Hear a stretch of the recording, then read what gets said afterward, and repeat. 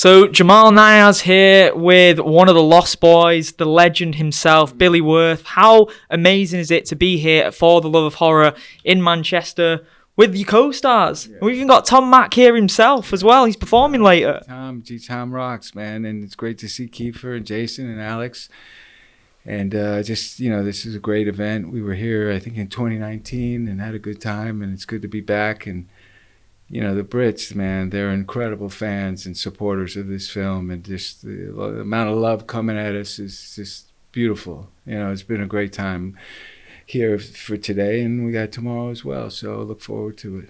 How many people have come up to you and said Death by Stereo so far? Yeah, I've had a few, and I've seen my face tattooed on a few people too. I always take a little snappy of it. I got a collection of those, but it's cool. I mean, the look of the Lost Boys was absolutely iconic, and obviously Joel Schumacher had a massive background in fashion.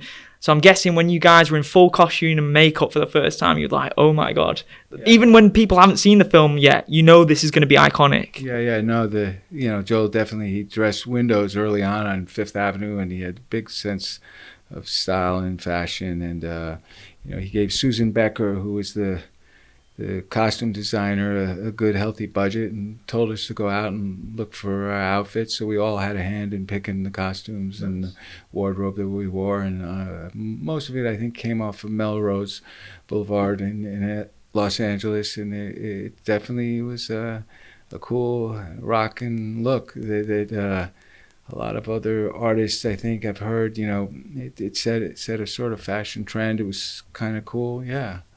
Definitely. And he described the set as a non-stop rave. You're all very young guys at the time, and particularly the beach scene, the saxophone beach scene, that was just an absolutely crazy night. What was the whole experience like on set for yourself as a young guy? That scene, Brooke and I were out in the audience, but we couldn't, be on camera because we were not in that scene. But we got to watch Tim Capella blow his sax, and it was a wild party on the beach with the fires, the tin can fires, the wind blowing, all the locals out, all the extras. I mean, we sort of felt like something special was happening. It was just, all the locals came out, and big lights, and just you had no idea what this was going to turn into, but the energy and the vibe was pretty spectacular.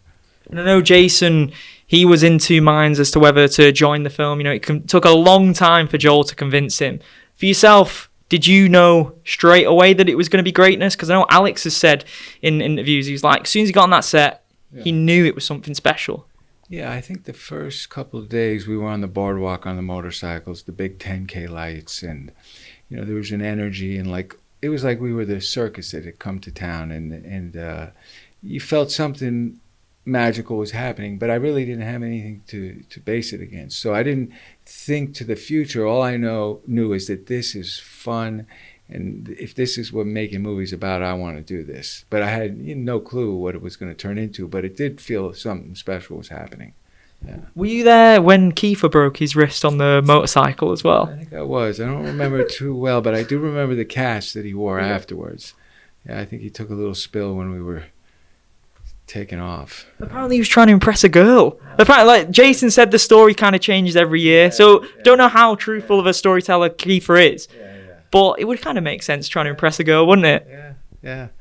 I remember Kefir back in the day. He would come up to Brooke and I and just say, "How do you get all these girls?" Or whatever. I would just say, "Just be nice. Just be nice to them, whatever." But we were a little older than Kefir. By about 3 or 4 years, I think. But he crushed this film. He's an incredible actor and such a gentleman. It's so great to reconnect with him and Jason and Alex. So it's just wonderful. Finally, what would you say was your favorite moment to film on set? Would it be Death by Stereo? That was fun. I got to be shot out of the fireplace, did some stunt work there. Yeah. That was a lot of fun. And I think that line, Joel, pretty sure I ad-libbed that line. He said, "Come up with a line," and I think I came up with the iconic line, "You missed, sucker." Yeah. And that was fun. Everything was fun. I think I really connected with Brooke McCarter, who passed in 2015, and we really had a bond. We had the same agent. I flew out to California. We became really good friends, and it was my first big movie, and I didn't have a lot of lines, and I was glad for that.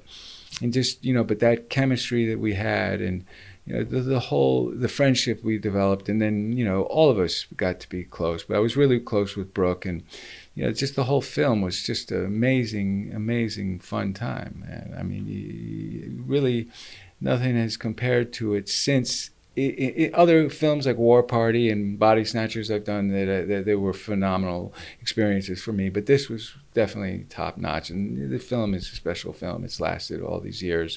Great storytelling, great camera work, the aesthetic, the humor, the alienated youth. I mean, this has been medicine for so many people over the years. I've met so many people that this movie was this sort of like a soundtrack for their life, and it just comforted them through hard times. So it's a really special film, and it really shows you the power of the medium, of what it can be. But the whole thing was incredible, and it's the gift that keeps giving. We're still here. I can say for myself, watching it on a videotape for the first time that my dad gave me, absolutely mind-blowing experience. You think that it's going to go one way, but I think the point of the film where it really shifted for me was the beach scene. Where you just turn into absolute cannibals, absolute savages. That was heavy, man. That was incredible. Yeah. No, I just remember, there was a lot of acting without words, and that was one of the scenes that we had just had the feeding time, and just it was like coming down off this big, massive, feed. It was wild. The wind blowing. I mean, it was great. Yeah. Yeah. And the way that it's been passed down through generations as well, it's obviously very clear at events like today. People have come with their mothers, their fathers, their daughters. It gets passed from generation to generation, and everyone feels the magnitude of that. It's like a time capsule. It's like a moment in time of cinema, and that will always be there. So just be proud of it. I am. It's pretty remarkable, and just very grateful to have had this,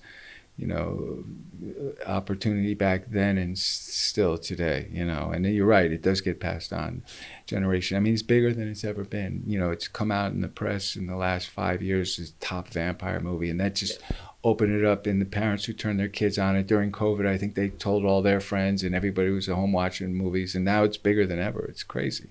The best vampire film of all time, 100%. It is. You were a key figure in that. I appreciate it. It was just, I feel blessed for this journey, and great to be here, and thank you. Appreciate the time. Thanks so much.